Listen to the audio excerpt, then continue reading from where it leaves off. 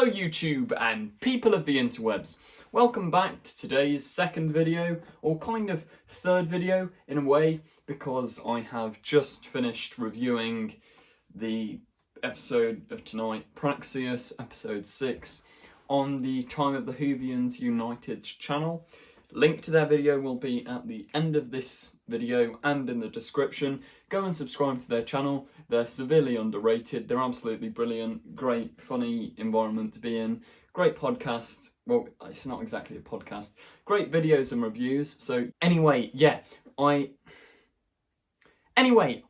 going to be giving you my quick thoughts and review of the episode. And it's quick because honestly, there isn't really much to say about Praxeus, and then as soon as I've finished reviewing the episode, I'm going to go into some big theory question territory, because is the Black Guardian returning? Who's the lone Cyberman? Well, you're probably not going to get answers here, but we can try and theorise. Anyway, without further ado, I'm going to talk about my favourite part of tonight's episode, Praxeus, which is the companions and the sidecast and Jodie's doctor. So basically all of the people of the episode, apart from the vloggers, because they were just a bit boring, and the one vlogger was kind of egocentric, which I didn't particularly like. It was a nice little running gag, but yeah, her character was a bit naff. But I've got to say, the two husbands, the one that's an astronaut and the one that's an ex-police officer, they were great, and I really do like stories that wrap themselves up really nicely and put a little bow on top, because this story fully did that. It had, he was anxious because his husband could do such an important job at flying around in space, and then he got to fly around in space, and they all lived happily ever after, and I thought it was really nice. Yaz actually, as pointed out on the Time of the Whovians United, she stood up for herself, which I think that's nice, that's good, a little bit of character development there.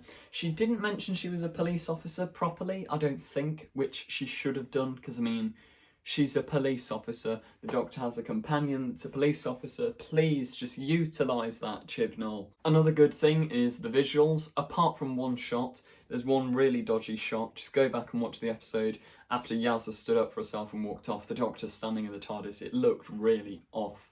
But apart from that, I've got to say, visuals, really nice. Slightly better than last week's, I'd say, because last week with Jack and everything, it used quite dingy colours and weird filters.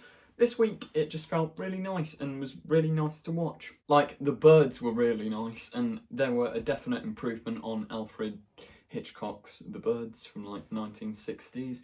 Improvement on that, which I mean, you know, it has been about 60 years. I think the plot of the story was quite good, and it's basically the better version of Orphan 55, because they have the same message of don't screw up the planet, otherwise we're all gonna die. But this one did it, I don't want to say more subtly, but it did it more subtly in the way that it dealt with it without literally having, the BBC even acknowledged it in saying Jodie Whittaker at the end of Orphan 55 is like the space Greta Thunberg. It was too on the nose, but this week it wasn't too on the nose, it wasn't too direct, it was really quite nice. And yeah, I think once again, it does bring us to the next point of the Sea Devils. Really, you could have had Sea Devils back. We haven't actually seen the Sea Devils since, Peter Davison's era, Warriors of the Deep, with that god-awful puppet person hybrid sea creature monster, which is pretty much the reason Doctor Who got cancelled. Is that why producers are scared of bringing back the Sea Devils? Because just bring them back and do them well.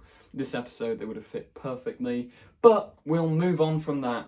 And to see my full thoughts, go and check out Time of the Whovians United. But now, on to the theories and speculation for the rest of the series. Or possibly even after. Because, I mean, I personally think some of these threads won't be solved until the 60th anniversary of Doctor Who. Because I feel like they're going to have a special for that. In an ideal world, what I'd do for the 60th anniversary is have no full season that year, but I'd have 5-6 episodes of one continuously massive story and make it multi-Doctor story. You have Capaldi, you have Smith, you have Tennant, even McGann and possibly Eccleston, like maybe, and the Ruth Doctor. All of these Doctors could come back, and if you had 5 episodes, you can properly flesh them out and have a really enjoyable story celebrating the 60 years of this iconic show. And yeah, I'd do that. Probably won't happen. I still think it is leading up to something big because Chibnall does have the supposed 5-year plan, and this supposed 5-year plan would end in 2023, which is the 60th anniversary. So hopefully, fingers crossed, that this goes somewhere and that we're not going to all be disappointed, because there is no way that they can wrap all of these plot threads up in this series finale. And if they do, and if they pull it off well, I will be incredibly, incredibly surprised. Now, onto my own main personal big theory, which is probably wrong. But have you noticed the recurring pattern and trend since the start of the Chibnall era? Barely any of the monsters die. They all escape. They all get away. Like, going from the beginning, Tim Shaw got away. Obviously, Ranskorav Kolos, he was put in that weird tubey thing. Ghost Monument didn't have a big villain. Krasko, episode 3, he got away. Spiders don't count. Bating got away. Bating's irrelevant. But you get the idea. Like, the Skithra have also got away. The Master's got away. Could the Master have recruited all of these aliens that have got away? And he's said to them, like, look what the Doctor's done to you. She's made you unhappy. So join with me and destroy Gallifrey. Could that, because that might explain how Gallifrey's been destroyed if it was a massive team effort from a bunch of the Doctor's enemies. But then equally, I feel like that would be kind of underwhelming. I just think that could be the direction it's going. Hopefully it's not though, because I feel like, yeah, just do something better. Have Omega. Come on, just bring Omega back. Another plot thread from this series, which isn't a confirmed plot thread, it's just fan speculation, and I saw this on Twitter. Is Yaz working for the Master?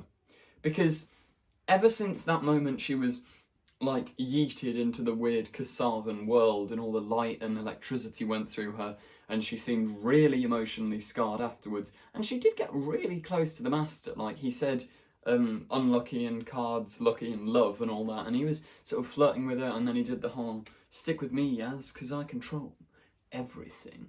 Like, it was odd impression there. But does this mean that Yaz, is it all hinting at Yaz not being who she says she is? Could even, like, this is the wildest fan theory ever, it's not on my notes, it just came to me now. Could we have it revealed if Ruth is, like, this is going on to the next point, but if Ruth is a past Doctor that she's forgotten and put in a fob watch or whatever, could Yaz be a past Time Lord or even the Doctor in a fob watch? And no, she couldn't, so we'll forget that immediately. Another big question being thrown around, who is that mysterious man that is in the next time trailer for Can You Hear Me, next week's episode? Because we've heard him speak now from the extended trailer where the mum says to the child, well, I'll play the clip. There are no bogeymen. That's not true. Who could he be? Because a while back we saw leaked, well, not leaked images, set photos of a black, like, cloaked man and a woman wearing all white walking down a road and talking, nicknamed Elsa, Dumbledore or Voldemort in the fan things. But who are they? Could they be the black, well, could the man wearing black be the Black Guardian from classic Doctor Who?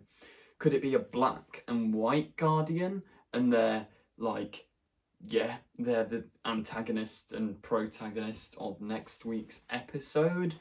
I don't know. Could it also be the Nightmare Man from the Sarah Jane Adventures? Probably not, because they look quite different, but it could be from that sort of thing. Could it be from the Trickster Brigade, like the Beetle from Turn Left and the Trickster himself?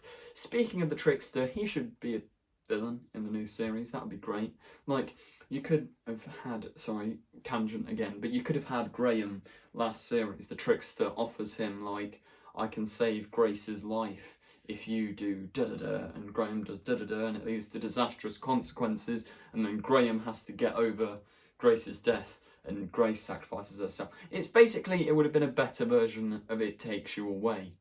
Who is the lone Cyberman? Who was Captain Jack warning the Doctor and her team gang fam about? Because they sound pretty devastating. I mean, we know that episode 8, so not next week, but the week after, focuses on Mary Shelley and the Cybermen. And from those filming pictures, we have seen that there are multiple pristine, newly designed Cybermen, not just that one lone one we saw in the trailer. What is that then? Like, what's all this Cyberman plot about? Is that going to be the finale? Is 8 going to lead into the big 2-part Cyberman finale? Is Jack back in the series, or is he just not? Like, I really don't know. Like, there's so many ways it could go. The one thing I saw on Twitter, which I was just like, no, is Bill the lone Cyberman? No? But could somehow, don't ask me how because I really don't know, could Ruth be the lone Cyberman? Maybe the Cybermen have figured out how to convert Time Lords like Nightmare and Silver, and in the back of her mind she's got some sort of cyber controlling or something, and she's not really the Doctor, or is she really the Doctor who's converted into this? But yeah, this brings us on to our next point of who the hell actually is the Ruth Doctor. My personal preference for where she'd be is the season 12. Is it season 12? I've forgotten the season. Classic season B, whatever it is, 13B I think, where in the middle of Patrick Troughton and John Pertwee, because we never actually saw Patrick Troughton morph into John Pertwee. We saw the Time Lord spinning him around going, your fate will be decided, blah blah blah blah blah, at the end of the War Games. Then start of Spearhead from space, Pertwee falls out the TARDIS. But who's to say that the Ruth Doctor isn't in the middle of them, and she could have been granted an extra life by the Time Lords to work for them, and that would explain why the Time Lords are after her, because if she didn't do what they asked, they're trying to find her, and then at the end of that regeneration they could wipe her memory of that whole thing, and then the Doctor could have never have known. But then that's a problem, because why didn't Clara see her in the Doctor's time stream in Name of the Doctor? Or did she and just not mention it? Or is there... there's so many questions. But that's what's great about Doctor Who, the amount of questions you can ask and endlessly theorise on. So tell me what you guys think in the comments, any theories you have, please let me know. But yeah, I'm pretty sure that brings us to the end of today's video. Also, before I go, Ruth is probably the Timeless Child, but we've had no updates on Timeless Child since Spyfall Part 2, which was like 4 weeks ago. So yeah, that brings us to the end of today's video. If you did enjoy, remember to like, comment, subscribe, check out Time the Humans United. Thanks for watching, and goodbye.